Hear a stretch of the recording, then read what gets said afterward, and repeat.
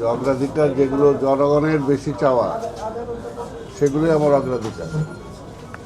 জনগণ যা চাচ্ছে সেগুলোই আমার অগ্রাধিকার এবং সেগুলো আমি ক্রস পিপুলের সাথে বসবো, জনগণের প্রতিনিধিদের সাথে বসবো,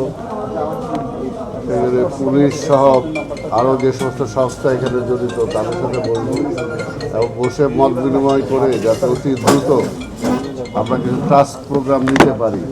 সেটা কী কী হতে পারে সেটা আমি সবার সাথে আলোচনা করেই আমি জানাতে চাই, এই মুহূর্তে না বলে। দীর্ঘদিন পর আমলাদের হাত থেকে রাজনীতিবিদের হাতে প্রশাসন মাঝখানে অনেকটা সময় প্রশাসনিক দায়িত্ব পালন করেছে, মানুষের প্রত্যাশাও বেশি স্বাভাবিক।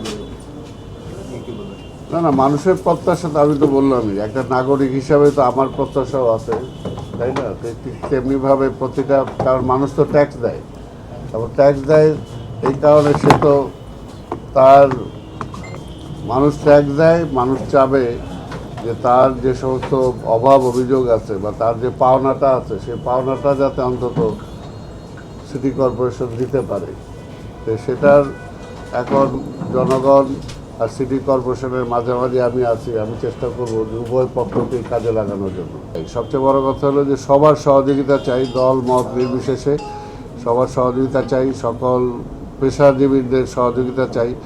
কারণ মহানগরটাকে যদি সত্যিকার অর্থে একটা গতিময়, একটা শান্তিময়, একটা নিরবিচ্ছিন্ন সুযোগ সুবিধা সহ একটা মহানগরী আমরা গড়ে তুলতে চাই, তাহলে আমি প্রথম থেকে যে কথাটা বলছি যে সবার সহযোগিতা দরকার। সেখানে সাংবাদিক ভাইদেরও সহযোগিতা দরকার।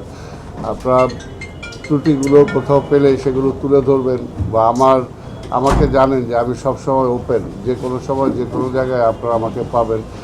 যে কোনো সমস্যা যদি আমার কাছে তুলে ধরেন তাহলে আমি সেগুলো আপনাদের কাছে কৃতার্থ হব, প্লাস সেগুলো আমি সমাধানের জন্য চেষ্টা করব। আপনাদের সবাইকে ধন্যবাদ।